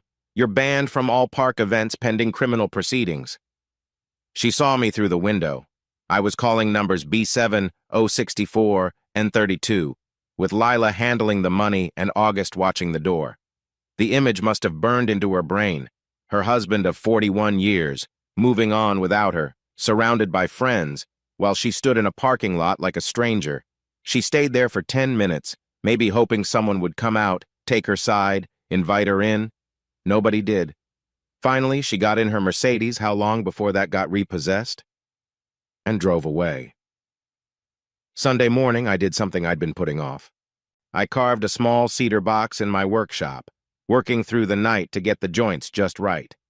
Inside, I placed a VFW poppy pin from 1975, one I'd kept all these years.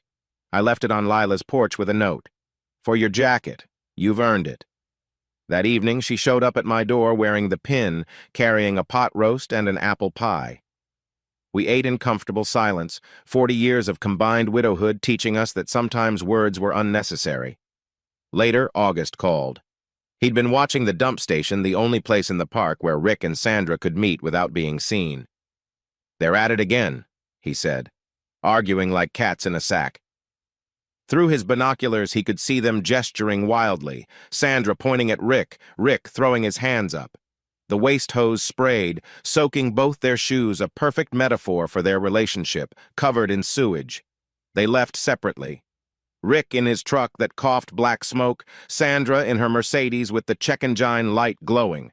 Their criminal enterprise had collapsed, their relationship was destroyed, and soon they'd be wearing orange. The house had come down.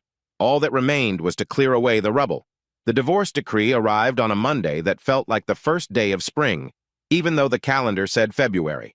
The courier needed a signature, and my hand was steady as I signed for the envelope that ended 41 years of marriage. I read it sitting at my kitchen table, the same table where I'd discovered the duplicate toll charge that started everything. Marriage dissolved. Respondent Sandra Whitaker receives 2018 Mercedes C-Class sedan, personal clothing and effects. Petitioner Earl Whitaker receives marital home, all retirement accounts, all remaining assets. No alimony, no claim to my pension, no share of the house. The judge had seen through Sandra's tears and her lawyer's protests to the ugly truth beneath. Sandra had 48 hours to collect her belongings. She arrived Tuesday morning with a rental truck and, surprisingly, Lydia's husband, Tom. Lydia herself was nowhere to be seen. Even her last supporter had limits. I spent those 2 days at Lila's house, letting Sandra pick through the bones of our life together. Lila made coffee, worked on a crossword puzzle, and didn't ask questions when I stood at her window, watching my old house like a stranger. "She's taking the bedroom set," I noted. "You needed a new one anyway," Lila said without looking up. "That mattress was older than some of the residents here." When Sandra finished, she left the wedding album on the porch. Didn't look back as the truck pulled away. Tom wouldn't meet my eyes when they passed Lila's house, just stared straight ahead like he was driving a hearse. Thursday night, bingo resumed under the new management structure. Dorothy Banks personally counted every dollar, while Wesley and Aria verified the amounts. The transparency was almost painful, every penny tracked, every donor listed, every expense documented. The crowd was the biggest I'd seen. Word had spread through the senior community network, and people came from 3 other parks just to see where the famous fraud had been exposed. We raised $7,800 for the Veterans Fund, more than we'd ever raised in a single night. "Earl," Dorothy said, holding out the microphone, "the residents would like to hear from you." I shook my head, but Wesley took the mic. "Earl Whitaker doesn't need to speak," he said, his voice carrying across the room. His actions spoke louder than any words. Integrity matters. Earl showed us that. The standing ovation lasted 3 minutes.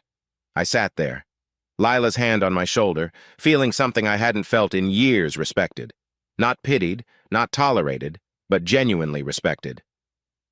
Friday brought news from the criminal court. Rick and Sandra had rejected another plea deal, this time for 4 years. Their trial was set for April 15th, tax day, which seemed appropriate. "They're going to get destroyed," Matthew told me over dinner.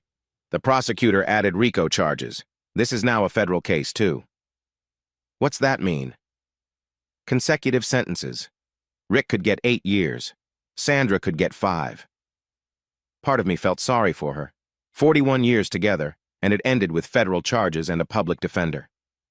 But then I remembered the letters planning my death, the emails calling me the old fool, and my sympathy evaporated like morning dew in Florida. Saturday afternoon, Earl and Lila established what would become our routine. She cooked on Tuesdays, usually something in her slow cooker that made the whole street smell like heaven. I grilled on Thursdays burgers, steaks, sometimes fish August caught off the pier. No discussion, no formal agreement. The pattern just emerged, natural as breathing. Sunday morning, she fixed my collar before church, her fingers gentle against my neck. That afternoon, I repaired her screen door, which had been squeaking for months. The neighbors noticed old folks don't miss much, but nobody said anything. Just nodded approval and went about their business. That evening, I pulled out my old CB radio, the one I'd kept from my trucking days. Channel 19 was still active, voices crackling across the airways like ghosts from my past. I keyed the mic one last time. "This is Night Whale heading south by morning. Running light, no load." The responses came immediately. Truckers I'd never met but who knew the handle, who'd heard my voice on lonely highways for 4 decades. "Safe travels, Night Whale. Keep it between the lines, driver. May your scales always be level." The brotherhood of the road, still watching out for their own, even when one of them was hanging up his keys for good. Monday, Grant Forsythe visited the park personally. He found me in the community garden, planting tomatoes where Shed B used to stand. They'd torn it down the week before, hauled away every piece of corrugated tin and timber. Now it would grow vegetables for the food bank. "Earl, I want to thank you personally. You saved this park. Hell, you saved all my properties. We found similar schemes in 2 other locations. Just did what needed doing. I'm offering you a permanent position, compliance officer, good salary, benefits, company car." I stood up, brushing dirt off my knees. "Grant, I appreciate it, but I'm 70 years old. Been working since I was 16, think it's time for a different road." He nodded, shook my hand. "The offer stands if you change your mind." That night, my phone buzzed with texts from Rick and Sandra. They must have gotten new phones, numbers I didn't recognize. "Rick, this is all your fault." Sandra, "I hope you're happy." Rick, "She ruined my life." Sandra, He destroyed everything. Rick, I never loved her. Sandra, go to hell. Then, nothing. They'd blocked each other. The great romance that was worth destroying 41 years of marriage had lasted exactly as long as the money did. Tuesday morning, I stood in my empty bedroom, looking at the space where our bed had been. 41 years of sleeping next to someone, and now just carpet indentations and dust bunnies. But through the window, I could see Lila working in her garden, that silly sun hat she wore bobbing as she pulled weeds. She looked up, saw me watching, and waved. I waved back, then went to make coffee in my old percolator. Life goes on, even after it falls apart, especially after it falls apart. The old life was over. Time to see what the new one might bring. I listed the double-wide on Wednesday, price to move. The realtor, an energetic woman named Betty who'd sold houses at Palm Crest for 20 years, had it under contract by Friday. Young couple from Ohio, she said, retiring early. They loved that it came with a history. A history? The house where Earl Whitaker exposed the scandal. You're famous, Earl, in a good way. The closing was set for 2 weeks out, just enough time to do what I'd been planning since the divorce was finalized. I drove to Tampa that weekend, to Lazy Days RV, the superstore of rolling homes. The salesman, a kid who looked like he'd graduated high school yesterday, tried to steer me toward the new models. Got a 2024 Winnebago Vista here, all the bells and whistles. I want that one, I said, pointing to a 1998 Winnebago Adventurer in the used section. The fifth wheel. Sir, that's 26 years old. So's my truck. We'll match. The truth was, I didn't want new. I wanted something with character, something that had seen miles and could handle more. Like me, like Lila. I spent the next week and $10,000 from the house sale making it right. New engine, a Caterpillar diesel that purred like Max when he was happy. New transmission, new tires, complete interior renovation, 2 captain's chairs instead of 1, 2 cup holders, 2 of everything that mattered. Wednesday morning, Lila closed up her unit. She'd been month to month for years, never accumulating much. 3 suitcases held her clothes. 1 box held her memories, photos of her late husband, their wedding china, a few books. That's all? I asked. When you get to our age, you realize how little you actually need, she said. Besides, we're not running away. We're running toward... Isabella organized the farewell dinner Thursday night. The community center was packed, standing room only. She'd created a photo montage of my 40 years at Palm Crest, tastefully editing out Sandra after year 35. The recent photos showed Lila and me together at bingo in the garden, walking Max. Natural progression, no explanation needed. August came forward during the dinner, pulling something from his pocket. A challenge coin from Vietnam, worn smooth from decades of handling. For a fellow warrior who fought the good fight, he said, pressing it into my palm. We embraced, 2 old soldiers who'd seen different wars but understood the same truths. Wesley and Aria presented the audit results to the crowd. Every penny accounted for, surplus building monthly, transparency protocols working perfectly. They'd be staying on as permanent volunteer coordinators, redemption earned through service. Friday afternoon, a courier arrived with a package from Grant Forsyth. Inside was a handwritten note. Resident Advisory Board seat always open. A fuel card with $5,000 credit was paperclipped to it, with a sticky note, for the Night Whale's last run. There was also a company credit card for park emergencies if you ever return. That evening, the state attorney called with the final update. Faced with RICO charges and consecutive sentences, Rick and Sandra had finally broken. Both took plea deals this morning. Rick gets 5 years, eligible for parole in 3. Sandra gets 3 years, eligible in 18 months. They'll also pay $100,000 each in restitution. They don't have that kind of money. They will. Garnishment for life. Every paycheck they ever earn will have our bite taken out first. Saturday morning came gray and foggy, the lake invisible beyond 50 feet. I hitched up the 5th wheel with the same precision I'd used for 40 years. Every connection checked twice, every light tested, every tire pressure verified. Lila climbed into the passenger seat like she'd been doing it all her life. 2 coffee mugs in the holders hers with cream and sugar, mine black. 2 pairs of sunglasses on the dashboard, 2 road atlases, even though we had GPS. The send-off was bigger than I expected. August, Wesley, Aria, Jax, and at least a dozen others stood in the morning mist, waving but not crying. This wasn't an ending. It was a beginning. We pulled out at exactly 7 a.m., the adventurer following my truck like it had always belonged there. First stop was the Gulf Coast, a overlook I'd passed 1,000 times but never stopped to appreciate. We sat on a bench as the sun set over the water, pelicans diving for fish, tourists taking pictures of the orange sky.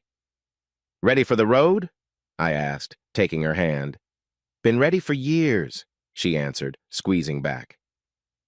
We drove Interstate 10 westbound, the CB radio crackling with familiar chatter, truckers who recognized my handle, who'd shared dark highways and truck stop coffee with me over the decades. "Night Whale, you got your ears on? 104, good buddy. Running smooth with precious cargo." Lila smiled, adjusting the radio to find a classical station. Mozart filled the cab, mixing with diesel fumes and the smell of her lavender perfume. 2 sounds merging into one, like 2 highways becoming one road stretching endlessly ahead. 6 weeks later, a newspaper in Alabama ran a small item in the crime section: former Florida park manager and accomplice sentenced for fraud. Rick's mugshot showed a broken man, hollow-eyed and gray. Sandra's showed something worse: anger without power, denial without hope. The article mentioned they'd been transferred to separate facilities. Rick, to a medium security prison in North Florida. Sandra to a women's facility near Miami. No contact allowed between co-conspirators. 3 months later, a postcard arrived at Palm Crest from Alaska. The photo showed 2 people standing beside a massive glacier, both wearing heavy coats and bigger smiles. On the back, in my careful handwriting, Night Whale and First Mate exploring new territories. Dorothy Banks posted it on the community bulletin board, where it would stay permanently. A reminder that life could begin again, even after 70. Back at Palm Crest, the changes held. Bingo attendance doubled. The lot lottery was completely transparent, actual random drawings, filmed and posted online. Grant reduced lot rent by 10% and increased the maintenance budget by 50%. The residents voted to create Earl's Rule: all money must be counted publicly by at least 2 people. And Shed B's location became a community garden, the most productive in the park. The lock on the tool shed required 2 keys, 2 people, always. August was appointed security committee chair. Nothing happened in that park without his knowledge and approval. He wore the responsibility like his old uniform with pride and precision. A year later, another postcard arrived, this one from the Badlands, showing the adventurer parked against a backdrop of red rocks and endless sky. Still running smooth, still keeping it between the lines. Sandra would be released after 18 months, time off for good behavior and overcrowding. She moved to North Carolina, where her sister reluctantly took her in. She died 5 years later in an efficiency apartment, alone except for a public defender settling her estate. The obituary ran 3 lines in the local paper. No services were held. Rick served his full 5 years. His mother's house, used for bail collateral, was sold to pay legal fees. He was released to a halfway house in Jacksonville, where he worked as a janitor at an office building. He sent 1 letter to Palm Crest asking for forgiveness. August burned it at the community barbecue, residents applauding as it turned to ash. But Earl and Lila? They drove for 3 more years, visiting all 48 continental states. They married in a small chapel in Wyoming, August attending by video call as best man, Isabella standing as witness, Matthew performing the ceremony with his newly acquired ministerial license. They returned to Palm Crest seasonally, advisors emeritus, helping other parks identify and prevent fraud. They built a small cottage on Isabella's property in North Florida, where Earl passed peacefully at 76, Lila holding his hand, the CB radio playing softly in the background. His headstone, at Lila's insistence, bore his handle, Earl Night Whale Whitaker. He kept it between the lines. Lila lived 5 more years, the same dignity and grace she'd shown all her life. She left everything to the Whitaker Grandchildren Trust, ensuring education for generations. Palm Crest created a memorial garden in Earl's honor, The plaque reads simply, "Integrity matters, Earl's rule." Every spring, the tomatoes grow where Shed B once stood, and every resident knows the story of the man who pulled one thread and unraveled an empire of lies. The story became legend in RV communities nationwide. How one man's patience defeated corruption. How dignity triumphs over betrayal. How new love can bloom in life's final chapters. How the longest road leads not to revenge, but to redemption. The shed was gone, but its foundation remained buried under the garden. A permanent reminder that darkness cannot survive when light shines upon it. That secrets, like seeds, will always eventually break through to the surface. And somewhere on a highway tonight, a trucker keys his mic and says, "This is for you, Night Whale. Keep it between the lines, driver." The road stretches on, endless and forgiving. Miles to go before we sleep. Miles to go before we sleep. 5 years later, the community center at Palm Crest was packed for the 5th annual Earl Whitaker Integrity Awards. Dorothy Banks, now in her 10th year as manager, stood at the podium where Rick Nolan had once held court. This award goes to residents who exemplify Earl's rule: transparency, honesty, and courage in the face of wrongdoing. August, now 83 and still security chair, presented the first award to a new resident who'd exposed a contractor overcharging for roof repairs. Isabella, visiting from Jacksonville, where she practiced law inspired by her grandfather's fight, read a letter from the Winnebago Owners Association. Earl's story had led to reform in RV communities nationwide, standardized financial protocols that prevented fraud. The memorial garden bloomed with tomatoes, cucumbers, and squash. A young couple from Lot 17, they'd specifically requested it tended the vegetables with their twin daughters. The lot's dark history had been transformed into something life-giving. At precisely 7 p.m., August keyed the community CB radio, channel 19. "This is Palm Crest calling Night Whale, you copy?" Static filled the air, but everyone listened anyway. Somewhere, in whatever highway exists beyond this one, Earl Whitaker was keeping it between the lines, Lila beside him, running smooth with precious cargo. The shed was gone. The darkness was gone. But the light Earl shined? That would burn forever. The end.